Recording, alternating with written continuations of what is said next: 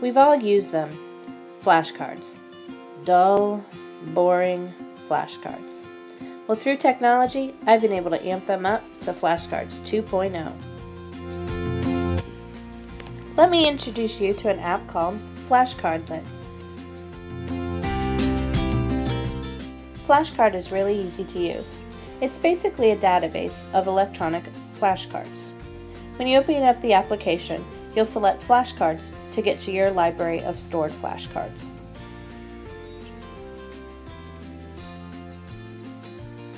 You'll see I'm getting quite the collection for 4th grade already. To add a new deck, simply click on the plus sign at the top right-hand corner. You'll see that you can import them from Quizlet, create your own cards, import them from Dropbox, which is an online storage utility, or copy and combine decks that you already have into a new deck. I love to use Quizlet to create new decks of cards.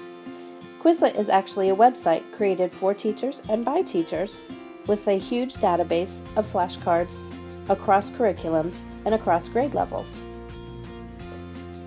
Let's say I have an upcoming lesson on rocks and fossils. Instead of recreating the wheel and wasting time, I simply search the database for what I'm looking for.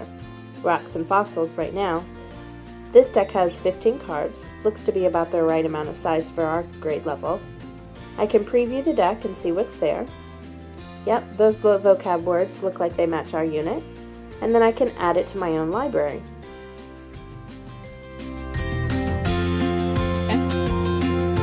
In addition to just grabbing a deck that's already existing, students still make their own, especially during reading vocab, using glossaries, dictionaries, and thesauruses.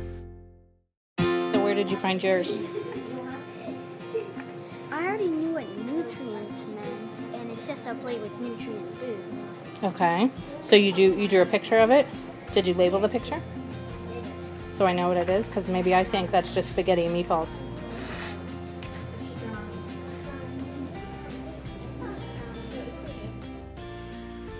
Once we've compiled our flashcards, either by making them ourselves or downloading them from the electronic database, we use them in centers or practice individually. But our favorite thing to do is play a game. Flashcard game again today, okay?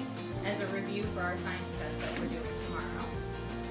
What we're going to do is we're going to go around each group will have an opportunity, but only one person from each group will speak at a time. You have 20 seconds to confer with your table mates, and then you will answer the questions. Okay? We have 10 rounds. We're going to start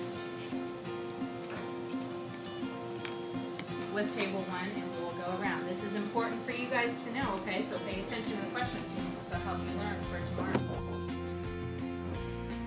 At this point, we go around the classroom competing to see who can win the most table points. The kids love it, especially when their questions come up on the board. One of the great benefits of being able to keep the flashcards electronically is that you can use them from year to year, but you can also email them to parents.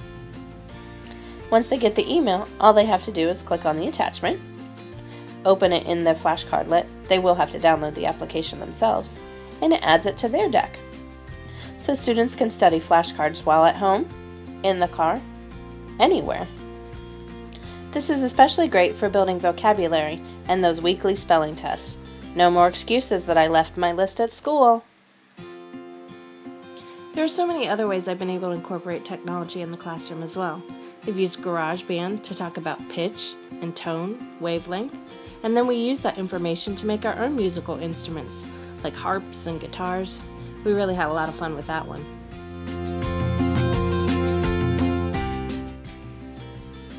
I was also able to set up a pen pal program through a website called ePals.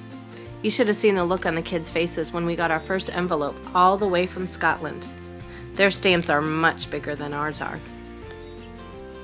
While all students have the same standard to learn how to write a letter, we were able to include the date, the body, the heading, and a closing, but still make friends all the way across another ocean. Not only did we learn how to write the letter, but we learned that they like to keep unusual pets like goats and sharks. They love to bike ride everywhere. And they even have new words, even though we speak the same language, like mum, cheeky, and lift for an elevator. So you can see the iTeach program has given me hands-on experience with the latest digital technologies. From smartboards to iPads and podcasting to virtual field trips, the seminars I have participated in allow me to push the physical walls of the classroom to a global community which knows no limits. The best part of iTeach is how the initiative focuses on incorporating technology seamlessly into the Common Core curriculum. They don't just show you a cool gadget, but instead how you can use that tool or software in meaningful ways to create student engagement, increase comprehension, and make real-world connections. iTeach has prepared me to keep an active learning and higher-order thinking classroom and shown me resources to keep my professional development current in the area of technology. I'm proud to be a part of this innovative group at USF.